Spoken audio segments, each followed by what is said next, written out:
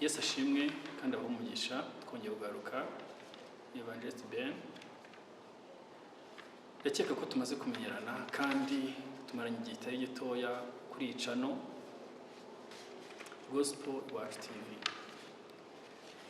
Wabona ujya ureba ibiganiro kuri Gospel Iwacu TV ariko ukabireba nk'umushyitsi utabukabuta kandi kuri sub ukamubwire ngo uyu munsi tugwaye ikaze ujye ubireba ariko n'ubundi barakoze byinshi tugusabye. Tumaranye igihe kitari gitoya tuvuga ivugabutumwa kandi turakomeje gahunda no gukomeza. Umuntu umwe ngo yahuye n'undi ngo aramubaza ngo uracyakijijwe na kera, aramuga ati ahubwo nyijijwe ubu ngubu. Rero natwe ntabwo duteze gusubira inyuma, ahubwo gahunda ni imbere rwose. Nk'abana bajya bavuga ngo imbere cyane, turakomeje kandi turakomeje. Turi kwerekeza imbere ndetse turi no kurwana kugira ngo tutazasubira inyuma, nubwo Satani abatabyishimiye ariko Kristo yaramutsinze. Nawe rero wifuje kugira ngo ukomeze tere imbere, ujye imbere mu by'agakiza, ujye imbere mu by'umwuka, ujye imbere mu by'umubiri, ujye imbere mu biboneka by'amafaranga. Ushobora kuvuga ivugabutumwa ariko ukanakora ukabona amafaranga, birashoboka. Yes, Paulo Petero aramubaza ngo ese ko twasize ibyacu, tugasiga abagore bacu, tugasiga abana bacu, tugasiga byose ku bwawe wowe uzatugororera iki? Arabwira ati muri iki gihe nzabaho umugisha ndetse no mu gihe kizaza muzabona ubugingo buhoraho. By'iki gihe rero Imana ifite ubushobozi bwo gutanga ubwo bukire dushaka kandi ifite ubushobozi bwo kutwitaho uko bwije n'uko bukeye. Reka dusenge kugira ngo dukomeze cyangwa se twumve icyo Imana yatugeneye kuri uyu munsi. Turagushimiye Uwiteka, uburinzi bwawe buduhoraho buri gihe, utwitaho kandi uradukunda. Urukundo rwawe ntirurondoreka ndetse warabigaragaje ku musaraba, urazuza dupfira twebwe twari abanyabyaha, twari kure y'ubwiza bw'Imana, ariko bw'amahirwe wongera uduhuza nawe. Nta byiringiro by'ejo hazaza twari dufite ndetse twarabonaga tukabona ubuzima bwacu nta shusho bwari bufite, ariko uduha amahirwe yo gukomeza kugukurikira. Tubona ineza yawe, tubona urukundo rwawe muri twebwe, twongera tugira ibyiringiro. Ushimwe kandi wagwicyubahiro. Umwanya nk'uyu nguyu rero tugiye kuganira ibyo ushaka ko ubwoko bwawe bugerwaho cyangwa bukurikiza. Reka Mwami Imana ukomeze tugire neza, uduhe imbaraga zo kubitambutsa, kandi marayika wawe akoreye muri twebwe kugira ngo tubashe kubona umugisha. Tuguhaye ikaze kugira ngo ubane natwe muri programme. Abantu bazakurikira kino kiganiro bafite ibibazo bitandukanye, ndabasengeye kugira ngo Mwami Imana uzabagire neza. Bumvaga yuko ubuzima bwabo butenebutse cyangwa busubiye inyuma, ndakwinginze Mwami Imana uzabakoreho kandi uzabaha imbaraga. Urakoze ko ushoboye byose, urakoze ko twemereye tubisabye tubinyujije kuri Yesu Kristo, amen. Yesu nashimwe bene data. Evangelist Benjamin cyangwa Ben, terewe nuko byumva turakomeje gahunda ni yindi, ni ufata abantu tubakura mu ruhande rumwe rutari rwiza. Hari uruhande rumwe Satani arimo ashaka kutugira nabi, ariko hari n'urundi ruhande rwiza Kristo arimo ashaka kudukiza. Inzira ni ebyiri. Ese urakurikiza uruhande rufite ubwoba Satani wakugira nabi, cyangwa urakurikiza uruhande rwiza rwo gukurikira Kristo? Njye nakurikira Kristo kugira ngo nzabone ubugingo buhoraho, kugira ngo ibasha kungerageza Imana ibashe kuba imbaraga yo kubitsinda. Birashoboka. Inzira ushobora kuyibona ukabona rwose bavuga ngo inzira ijya mu ijuru irafunganye, ariko inzira ijya mu irimbukiro ngo ni nini rwose, ngo ndetse kugenderaho abantu benshi cyane. Rero ntabwo twagenda mu kigare kugira ngo tunyure mu nzira ifite ibibazo, ahubwo twanyura mu nzira isa nkaho igoye, tukumva rwose turananiwe, tugahura n'ibibazo, ibigeragezo, intambara, ibintu byinshi, ariko amaherezo tukagera ku musaraba. Wifurije kunyura mu nzira isa nkaho ifunganye, ariko akaba ariyo nzira y'umugisha. Reka mubwire ngo ikintu cy'umugisha kugira ngo kigereho ubanza kubira icyuya, ubanza kugikorera, ubanza kumva yuko hari icyo nabwo batanze nk'igitambo. Nibwo bavuga ngo ubukire butangwa n'Imana ni ubukire buhamye rwose kandi bukomeye, ariko ubukire bwa Satani burangira vuba. Wifurije rero kubona ikintu wavunikiye, wifurije kunyura mu nzira isa nkayo ikomeye ariko nziza, wifurije kugera mu ijuru. Mbone yo gusuhuza abantu rero bajya abantu natwe yo Uwiteka ajya baha umugisha abaturiye impande zose z'isi, mu Rwanda, hanze, ahantu hose muherereye Uwiteka ajya bagira neza. Cyo macaka ni comment mukavuga uko mwabonye inyunganizi kwasengera se, ibyo byose tukabikurikiza kugira ngo umugisha tujye tuwugabana. Umugisha turawugabana, uw'Imana imaye ugabana nawe wakurikiye, kandi iby'Imana iba yamaye sinjye ba yabihaye ahubwo yabihaye wowe, ahubwo ngiye nkaba igikoresho cy'Imana kugira ngo bikugereho. Reka dutangire icyigisho cyacu. Imana irashaka ko tuganira, cyangwa se ubu ngubu tugiye kuganira ku kintu kivuga ngo gukomera mu bihe bigoye. Ibihe bigoye narabibonye, iyo abantu bageze mu bihe bikomeye bisa nkaho biteje akaga, biragoye. Iyo ugiye ahantu bagize ibyago, ubona n'icyo ushobora kubwira umuntu umwihanganisha ngo komera, kubera yuko ubona uwo muntu rwose ari mu nzira isa nkaho igoye, biteye ubwoba, Satani umwijima wamwakiriye, ukabona rwose ntiwabona ikintu umubwira. Ariko mu bihe bigoye dukwiriye gukomera, mu bihe twabuze akazi dukwiriye gukomera, mu bihe twabuze abacu dukwiriye gukomera, mu bihe turwaye dukwiriye gukomera, mu bihe by'ubukene dukwiriye gukomera, mu bihe twahuye n'ibihombo bitandukanye dukwiriye gukomera, mu bihe twahuye n'akaga katejwe n'inshuti zacu ubw'impamvu runaka dukwiriye gukomera. Uwiteka dusaba gukomera mu bihe bigoye. Yesuwa igice cya mbere umurongo wa 19 avuga ngo mbese sinagutegetse ngo ukomere ube intwari, ntutinye, ntugire ubwoba, kuko Uwiteka Imana yawe ari kumwe nawe. Ntutinye kuko ndi kumwe nawe, ntugire ubwoba kuko ndi Imana yawe, nzagukomeza ndetse nzagufasha, nzakubamba n'ukuboko kwanjye kw'iburyo gukiranuka. Uzi kunegurira ameza imbere y'abanzi banjye, unasiga amavuta ku mutwe wanjye, igikombe cyanjye kigasesekara.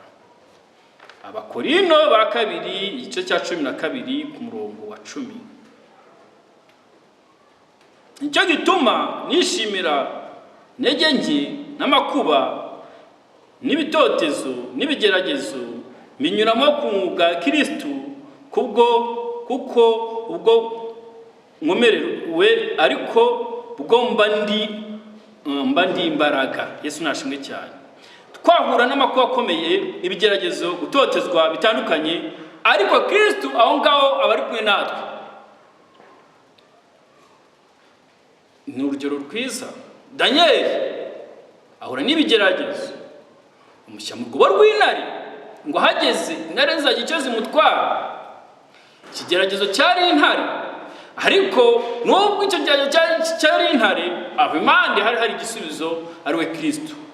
Ntabwo Imana yari kwemera yuko Daniel ariga n'izo ntare, ahubwo muri urwo rwobo niho Imana yagaragarije imbaraga zayo. Izo ntare zari kuba zahohotera Daniel, Uwiteka azibumba iminwa, nzajya icyo zimutwara. Rero ibyo byagize bigiranye nk'intare.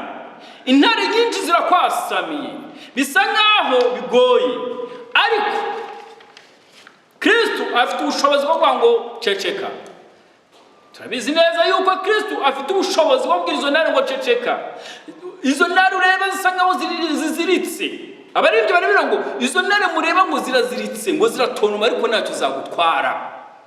Birasa nkaho biteye ubwoba ibyo bigeragezo, ndetse kuko biragukanuriye, urabona ko bikumereye nabi, ariko izo ntare ziraziritse. Wihumure, witinya. Izo ntare mureba ziraziritse, nimuhumure mwitinya. Haleluya. Izo ntare ziraziritse, nubwo bisa nkaho ziziritse rwose, ibigeragezo bimeze nkaho byenda kugugwa nabi, ariko Kristo afite ubushobozi bwo kugira gute gucecekesha ibyo byose bisa nkaho ari ibyago kuri wowe, ibigeragezo. Intumwa za Yesu muraburaza bagira ubwoba, bavuga ati turapfuye, nyamara bibagirwa yuko bari kumwe na Yesu mu bwato. Ubu buzima turimo Kristo bari impande yacu. Ubu buzima reka tufate nk'ubwato, aho ngo hariho Kristo. Ariko ngo bose ngo barasinga, baravuga ngo turashize, murabura twishe, tumeze nabi, ariko baza kwibuka yuko Kristo ari kumwe nabo. Banyuma baravuga ngo Kristo turashize. Kristo arahaguruka avuga ngo aturisha umuraba. Haleluya. Kristo araturisha umuraba. Kristo akuraho ibyo bigeragezo. Kristo aravuga ngo ceceka, ubwo bwara bukuraho, ibyo bibazo bikuraho, ibyo byago bikuraho. Muhumure, izo ntare mureba ziraziritse, muhumure mwitinya. Bene data, reka turebe ingero z'abantu bakomeye muri ibi bihe. Banza gufukamira igishushanyo cy'umwami bajugunywa mu muriro, ariko nabo Uwiteka abanye nabo. Bari mu bihe bikomeye, abo bantu bahuye n'ibihe bikomeye, ariko Imana ibana no muri ibyo bihe bikomeye, ntabwo yigeze birengagiza. Natwe dufite ibyiringiro yuko ibigeragezo byose twahura nabyo Kristo aba ari kumwe natwe.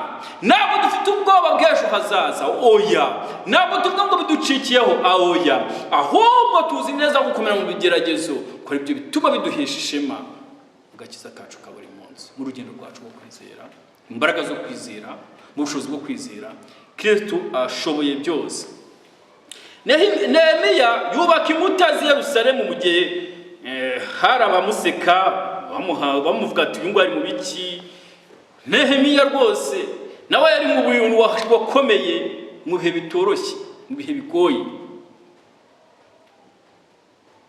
Tobiya baramuseba, nivuga ngo Nehemiya aseka Tobiya aseka Nehemiya. N'abageshemu abo bose bagenda baseka Nehemiya, ariko umurimo w'Imana Nehemiya arawubaka. Ati nimureba ko tumeze nabi kandi inkike z'Imana zikaba zarasenyutse, ngo muze tuzubake zo kuba igitutsi. Haleluya. Haleluya. Yesu nashimwe cyane bene data. Abantu baguseka ukwiriye guhagarara ku nzira y'agakiza. Usabura n'ibintu byinshi bigutera ubwoba, bigusubiza inyuma, bikurwanya, ariko ngaho uzibuke ko Kristo ari impande yawe. Ibyo byose bizaba ari ibigeragezo bisa nkaho bikomeye, ariko humura, Imana yacu ishoboye byose. Humura, Imana yacu no kwizerwa. Humura, yakoze bya bindi n'ibindi zabikora. Humura rwose, Imana yacu iradukunda. Turebe umumaro wo gukomera mu bihe bikomeye. Niye kubinyuramo vuba, hanyuma nanagera ku musozo. Umumaro wo gukomera mu bihe bikomeye: gukomeza kwizera Imana no kuyibonera mu gukora ibitangaza. Iyo dukomeye bitureka kwizera nubwo ibintu bikomeye, bituma tubona ukuboko kw'Imana gukorera imbere yacu. Urugero, Daniel mu rwobo rw'intare, Imana yaramurinze kandi mugira neza. Umuntu akomeye mu bigeragezo, abandi baramureba bakagira mu kwizera kwe, bikabatera imbaraga. Haleluya. Iyo umuntu akomeye mu bigeragezo, abandi baramureba, hanyuma akaba urugero rwiza rwo kubatera imbaraga. Hari ibintu umuntu akubwira ubuhamya bwe, avuga ati njyewe nawe n'ibibazo bikomeye byinshi cyane. Yabikubwira ukumva rwose kuko birakomeye, ukambaza ngo izo mbaraga zo kwihangana wazikuye hehe? Akakubwira ati ni Kristo wampaye imbaraga. Yohana igice cya 9 ku murongo wa 4, avuga ngo ucuzwa byose na Kristo mu imbaraga. Kristo ni utanga imbaraga, Uwiteka ni utanga imbaraga. Wo kumva rwose ko bigoye, Kristo ni utuha imbaraga. iyo Kristo yaguhaye imbaraga ubasha gutsinda ibigeragezo bwo kumva yuko icitse Imana iri kumwe natwe. Katurebe kuguma ku mugambi w'Imana nubwo hari opposition ni babandi Imana utabyumva kimwe ariko mu mugambi w'Imana. Komera bigufasha kudasubira inyuma cyangwa ngo duhagarike umurimo w'Imana niyo haba hari abaduseka cyangwa batwanga. Urugero, Nehemiya yubaka inkuta ya Yerusalemu nubwo abanzi bamusekaga. Ibyo ngibyo tubibona muri Yesaya igice cya 4 ku murongo wa 6. Abefeso igice cya 6 umurongo wa 10 avuga ngo nuko mukomere mu mwami no mu mbaraga z'ubushobozi bwe. Ni mukomere mu mwami no mu mbaraga z'ubushobozi bwe. Kristo n'utanga imbaraga zo gukomera. Reka mbwize ukuri, rwose Kristo atari kumwe nawe ntabwo washobora gutsinda ibigeragezo, ntabwo washobora gukomera mu bihe bigoye, ariko Kristo ari kumwe nawe aguha imbaraga zo gutsinda ibigeragezo. Kurushaho gukura mu mbaraga z'umwuka. Ikindi nanone tukarushaho gukura mu mbaraga z'umwuka. Urugero n'abahangaha Pawulo na Sila basenga baririmba mu miyoboro. Byakozwe n'intumwa igice cya 16 umurongo wa 25. Ntabwo hari limite cyangwa se ntabwo hari inzitizi z'uko dukwiriye kuri Uwiteka, ahubwo mu gihe dufite ibigeragezo, mu gihe turi mu kaga gakomeye, nibwo dukwiriye kwakira imbaraga z'Imana kandi tuzikura hehe? Tuzikura ku Uwiteka. Rero Uwiteka ziduha gute? Azidiyo twasenze. Iyo twasenze niko twongera tukuzuzwa tukabasha guhangana n'isi na Satani. Kurushaho kurinda umutima no kudatembanwa n'ibigeragezo. Gukomera biturinda gusubira inyuma cyangwa kwemera ibisubizo biri mu gihe cy'akaga. Ahangaha twabivuze kare, tuvuga Shaduraka, Meshaki na Abedenego. Barinda umutima kudatembanwa n'ibigeragezo, barakomera mu bihe bikomeye, bahamya Imana kandi Imana nabo nigera ibatererana. Ariko hari abagabo nanone bavuga amagambo meza ngo Imana dusenga ngo nitadukiza ntabwo twabasha kugira gute gupfukamira ibigirwamana. Niba ngo bari bizeye neza ko Imana ishoboye byose ndetse batetegeye muri uriya muriro, niyo bari gushyira byabo ngo twebwe ngo yabitadukiza twebwe tuzakomeza duhamye Uwiteka Imana ishoboye byose. Ariko kuri twebwe ku munsi wa none yadukoze ibyo twadukeneye cyangwa bikanga tugasubira bituma dusubira inyuma. Oya, Imana yakora itagira ikikora. Imana dukunda kandi akamubwire ngo ibisubizo by'Imana bari byiza ku buzima bwacu, wo kugira ubwoba. Kristo ari kumwe natwe. Kurinda umutima nibyo nari kuvuga, ukarinda umutima wawe. Aho nabaga inzu biri guhenda, ibintu nk'ibyo ngibyo, ubuzima, amafaranga, akazi, ubushomeri, indwara, ibyo byose ukumva yuko isi kurangiriyeho. Oya, ukora ko Imana akora cyahari, ko yakoraga kera no mu bundi bw'igikora. Wakumva yuko byarangiye, Kristo ashoboye byose. Numwizerwa azakugira neza, azakugira neza kandi uzabona ingororano z'Imana.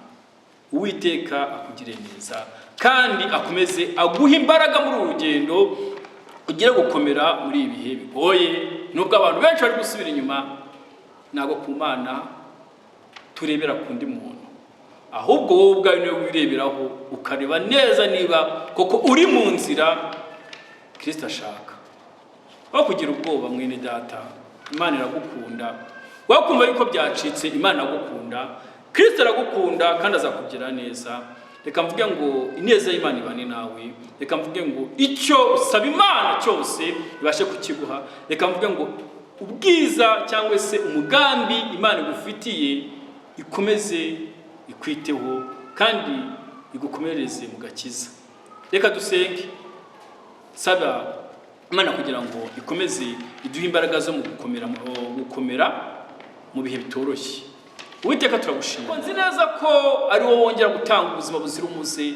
Niyo mpamvu mweretse abo bantu bose kugira ngo wongere basubizemo ubugingo, wongere ubahe imbaraga, wongere nanone ubahe ubutwari ndetse n'imbaraga zo gukomeza kugukurikira. Ahari biragaragara nkaho bidashoboka, ariko kuri birashoboka. Ndakwinginze kugira ngo ubagenderere abarwayi, abantu bose bafite ibibazo bitandukanye, basange kandi babereye ibyiringiro mu mitima yabo. Ngaho ugende bagire neza, tubisabe tunishe kuri Yesu Kristo.